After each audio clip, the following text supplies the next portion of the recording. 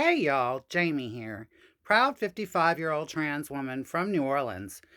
So, where last I left off? Well, me and my old friend Lisa Bowman were partying with three Russian businessmen at the Fairmont Hotel on Canal Boulevard in New Orleans. And this was 1991 for anyone who's just tuning in.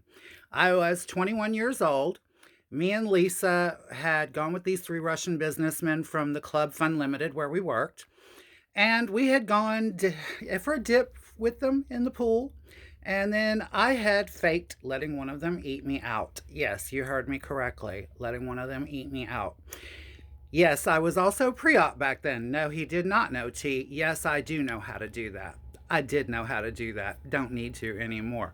Um, that being said, so I had the one guy going down on me, right? Lisa is with these other two guys, and they go to grab her between the legs, and she wasn't quite prepared for it. Let's just put it that way. And they grabbed Bulge. If you've ever seen the movie Crocodile Dundee, the old Crocodile Dundee test, is it a Sheila? You know, grab them. Yeah, that thing. Yeah.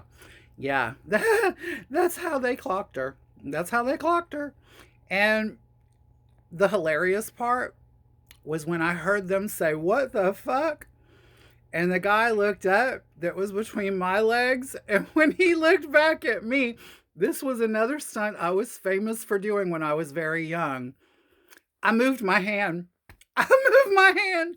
I let it all flop out right in front of his face. Yes, I did that. Let it all flop out right in his face. And when he gagged, I pushed him back and I jumped up and I screamed. And me and Lisa grabbed our bags and half naked. We had on bikini tops and like our thongs were like our bottoms were off, because we were doing things. And so yeah, we grabbed them and our purses and we ran. We ran. We still had our shoes on. Still had our shoes on in those days, honey. And we ran. We ran through the hallways of that damn hotel. We got on the elevator and immediately started putting our bottoms back on and like getting readjusted and things. We jumped in a cab. Luckily, downtown New Orleans at that hour of the morning, lots of cabs everywhere to get into. We jumped in a cab in fucking bikinis at like 4 in the morning at this point. 4:30 in the morning at this point. Yeah, we did. Yeah, me and Lisa Bowman. That was a good one. So, around this same time, listen, not this same time, but a little later, some time has passed, right? And I turned 22. We're still living in Belle Chase when I turned 22 in that little two-bedroom house. Puerto Rican Tracy leaves. She goes on about her way. My friends had a way of staying with me and Mickey and then going on about their own way. It happened here and there. And Tracy had gone on about her own way. And so Mickey and I decided, after I had turned 22, we decided we were going to move. We up and we moved to a little trailer. We had gotten a trailer. It was in Kenner, Louisiana. And it was like 2 blocks from the New Orleans International Airport. 2 blocks from the airport. Yes, it was loud. It was 2 blocks from the airport, and it was this little rinky dink little trailer park with the trailers that had to be from the 1960s easily. Easily the 1960s, if not earlier. I'm not sure.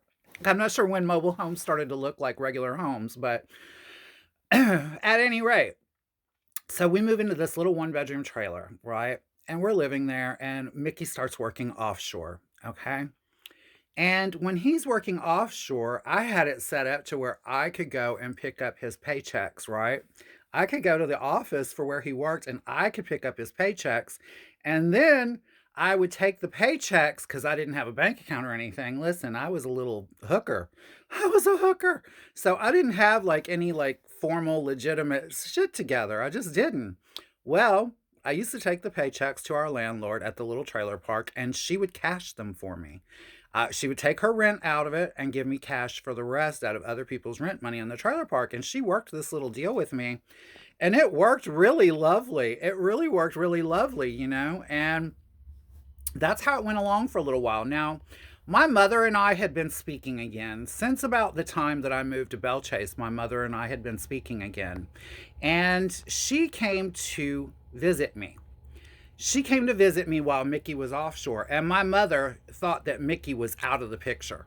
Like, she thought that we had broken up and that we were still broken up, and when she would come over to my house, I would hide everything that belonged to him was hidden immediately, put away in cupboards, put away under the bed, you name it. It all went away.